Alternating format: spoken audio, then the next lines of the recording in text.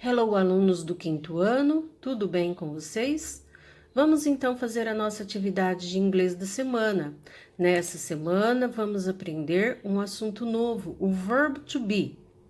Então, o verbo to be, ele significa em português ser ou estar. Tudo depende do contexto da frase ou da história. Então, a gente tanto pode traduzir o verbo to be como sendo o verbo ser ou como o verbo estar. Então, eu apresento aqui para vocês a conjugação do verbo to be com as pessoas que aprendemos na aula passada no tempo presente simples, no simple present. O presente simples, né? O simple present é o hoje, né? Então, nós temos lá a primeira pessoa do singular, I.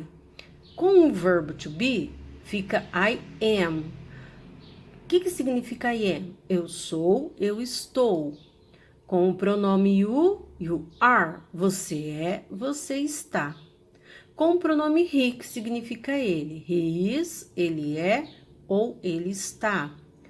Com o pronome she, ela. She is, ela é ou ela está. Com o pronome it, que é aquele pronome neutro que usamos para objetos, para animais. It is, é ou está. O pronome we, que significa nós, we are, nós somos ou nós estamos. O pronome you, vocês, you are, vocês são ou vocês estão. E o pronome they are, eles ou elas são, eles ou elas estão. Lembrando para vocês também que o verbo to be, ele é um verbo irregular. Vocês podem ver que conforme a gente vai conjugando ele não tem a mesma forma. Ele vai mudando as formas conforme as pessoas. Então, aqui está a tabelinha do verbo conjugado que vocês têm que colocar no caderno, tá bom? Coloca verbo to be, simple present, e faça a tabelinha com a parte em inglês e em português para vocês saberem na hora de consultar.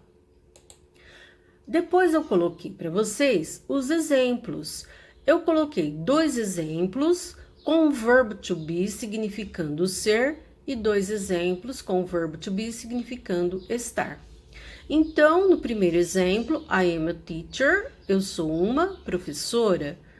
You are a student, você é um estudante.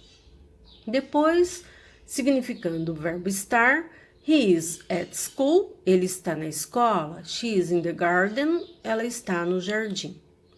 Então, vocês estão vendo, né? Tudo depende do contexto para a gente saber quando é ser ou quando é estar. Mas isso não é uma coisa tão difícil. Toda a prática, a gente vai sempre, vai tornando as coisas mais fáceis. A atividade extra, que tanto vocês podem fazer em folha separada ou no Google Forms, tem 2 exercícios. O primeiro exercício, você vai completar com o verbo to be. Como que você vai saber qual é a forma do verbo to be que você vai colocar ali? Você tem que olhar o pronome. Então, você olha o pronome, olha lá na tabelinha. Como eu conjugo o verbo to be com esse pronome? Aí você coloca no espaço. E o segundo exercício, vocês vão organizar as frases abaixo, conforme o exemplo que eu coloquei para vocês.